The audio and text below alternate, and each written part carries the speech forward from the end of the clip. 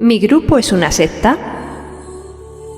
Muchas veces he comentado que el mundo de la danza oriental y tribal no dista tanto de la vida normal, es decir, que lo que sucede en ese terreno podría sucedernos muchas veces en cualquier otro sector de forma bastante parecida. En esta ocasión, me gustaría hablaros de un tema que me parece bastante importante y del que todos deberíamos estar prevenidos. ¿Existen las sectas en la danza oriental y tribal? Pues mi respuesta a esta cuestión es que si no existen, al menos sí que hay actitudes sectarias o agrupaciones que se le parecen bastante. Muchas veces no sé incluso si siendo conscientes sus líderes o no de ello. Lo primero que deberíamos saber es qué es una secta, porque aunque no lo creamos, la palabra secta no tiene por qué ser forzosamente negativa. Es decir, que hay sectas que son simplemente una organización, grupo o comunidad que reúne a personas con afinidades comunes, ya sean estas culturales, religiosas, políticas, etc., y que es independiente y se diferencia claramente de otras. Pero nosotros vamos a abordar el tema de las sectas en su sentido negativo, es decir, que nos vamos a referir a aquellos grupos que suponen un peligro para el individuo que se une a ellas. Hablamos de las sectas destructivas. En nuestro terreno de la danza, especialmente en la danza tribal, es fácil ser atraído por grupos que nos vendan historias muy atractivas, como que vamos a formar parte de una familia, que notemos ese calorcito humano que tanto nos apetece recibir, que nos hablen de amor, de unidad, en fin, de todas estas cositas que creo que a cualquiera de nosotros nos resultarían cuanto menos apetecibles. Y que nos ofrezcan dichas cosas no es para nada negativo, por supuesto. El problema viene cuando detrás de todo esto se esconde una trampa o una gran mentira. ¿Cómo diferenciar los grupos normales de los sectarios? Pues bueno, eso es lo que quiero tratar en este tema. Intentar ayudaros a captar cuando las cosas empiezan a ponerse feas. Para empezar, cuando vamos a unirnos a un grupo, lo primero que deberíamos hacer es recabar información sobre el mismo. Si el grupo es normal, no habrá ningún problema en que contesten a nuestras dudas y nos faciliten la información que necesitamos.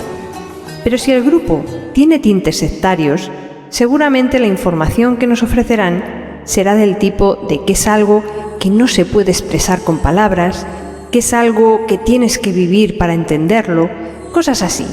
Vamos, que se perderán en frasecillas bonachonas tentadoras para provocar que entres sin terminar de tener claro al 100% en lo que te metes.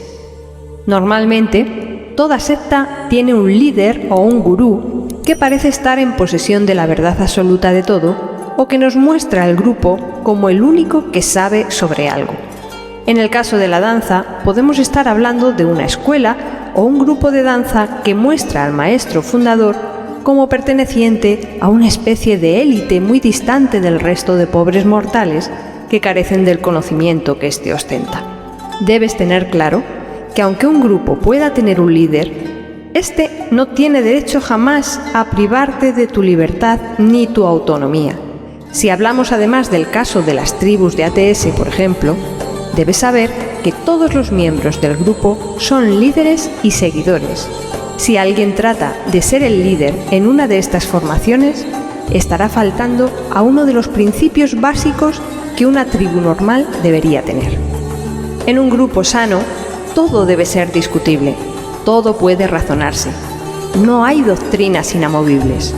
Las reglas y la disciplina pueden estar bien, pero no cuando se convierten en una ley tiránica que se impone a sus miembros. Si en tu grupo hay unas reglas, estas deberían ser reglas con las que tú te sientas cómodo, con las que te sientas identificado y, por supuesto, las reglas también pueden cambiarse, porque del mismo modo que las personas y las circunstancias cambian, también las reglas han de adaptarse a las personas en sus cambios. Hay grupos donde te obligan a seguir cursos, a asistir a reuniones, a ensayos o a realizar tareas para captar nuevos miembros. Estos son comportamientos sectarios, ya que la pertenencia al grupo no tiene que obligarte a nada que tú no quieras y de lo que no se te haya informado debidamente al ingresar al mismo y tú hayas visto con buenos ojos. El grupo en ningún caso debe decidir por ti, pues solo tú sabes lo que realmente más te conviene. Está bien que te asesoren o te aconsejen, pero la decisión de lo que tú hagas siempre tiene que ser tuya.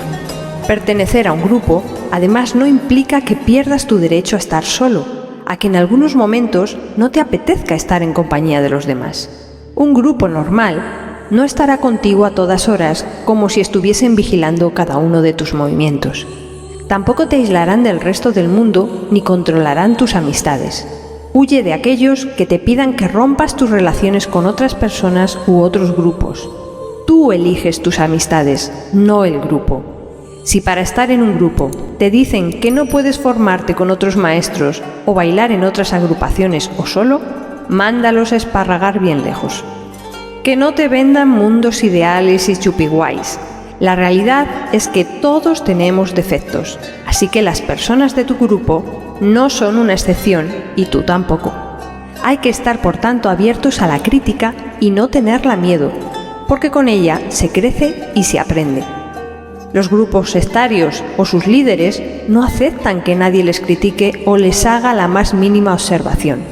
Es más, suelen victimizarse cuando alguien lo hace como si les estuviesen atacando y disfrazan dicho ataque como una prueba de que ellos una vez más tienen la razón de todo. Por supuesto, el líder, cuando las cosas salen mal, nunca tiene culpa de nada y solo los demás son responsables. En tu grupo nadie debe humillarte. No debes tener jamás miedo a opinar o a que alguien pueda reprocharte algo. No debes aguantar que se te acuse injustamente de algo. Puedes expresarte libremente y debatir. No recibes castigos por ello, ni se te veta a la hora de recibir algo si no te comportas como ordena el grupo. Pero cuidado, porque aunque muchos te pintan las cosas muy bonitas y facilonas a la hora de entrar a un grupo para que éstas sean atractivas, la realidad es que cuando entramos a uno, este normalmente tiene un fin, y para conseguir un determinado fin, a veces hay que estar también dispuesto a trabajar en cosas. Otras no hace falta, pero todo va a depender del fin que persigas, así que sé justo y razonable. En los grupos puede ocurrir también que haya una jerga propia del grupo y algunos signos de identidad. Estos pueden estar bien para fomentar la unión del grupo, que se creen lazos comunes entre sus miembros. Pero ojo, que los lazos no se conviertan en sogas, que la utilización de ese lenguaje propio o esos símbolos sean de carácter libre. No permitas que se conviertan en una cárcel de la que no puedas salir cuando tú quieras. Está bien que, por ejemplo, en tribal, los miembros de una tribu se llamen hermanas o sister, que llevemos todas el mismo pañuelo, que tengamos un logo, pero que nadie te impida hablar con tu propio lenguaje. Que si no puedes o no quieres comprarte el pañuelo que todas llevan, no sea como una sentencia de muerte para ti. O que el logo de la tribu no sea algo con lo que tienes hasta que dormir por las noches. Como veis, he nombrado en varios de mis ejemplos el tribal, porque creo que es muy jugoso para ser campo de siembra de estas actitudes sectarias. Y al ser menos conocido en España, da mucho juego para que muchos abusen de él, al ser además un marco muy atractivo. No olvidemos que para conseguir una buena víctima no hay como poner un buen señuelo. Pero no dejo ni mucho menos de lado a la danza oriental, donde también podemos asistir muchas veces a espectáculos lamentables. Con esto tampoco quiero asustaros. Tanto en tribal como en oriental hay gente maravillosa y podéis formar parte de grupos estupendos que os van a traer sin duda grandes satisfacciones. No penséis que tiro piedras contra mi propio tejado, porque evidentemente yo adoro tanto el tribal como el oriental y trato siempre de difundirlos en la medida de mis posibilidades, pero creo que quienes amamos la danza debemos también mojarnos de vez en cuando y levantar la voz contra aquellas cosas que no son buenas. Hay que dejar claro que las mierdas también existen y prevenir a la gente que se acerque a la danza por primera vez. Solo así, no ocultando las miserias que la danza tiene, como las encontramos en muchos otros sectores, la gente dará valor a lo bueno.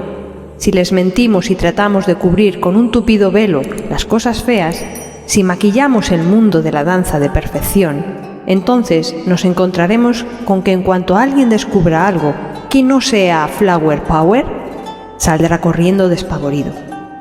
Ya lo sabéis, si vais a seguir a algún maestro o líder, no os dejéis deslumbrar por su halo de majestuosidad. Muchos venden profesionalidad donde no la hay.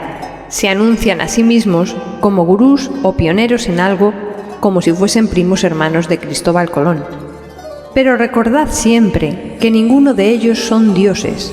Son personas de carne y hueso como tú y como yo, con virtudes y defectos, que incluso sabiendo mucho de algo, pueden ser grandes desconocedores de otras cosas que quizás tú sí sepas.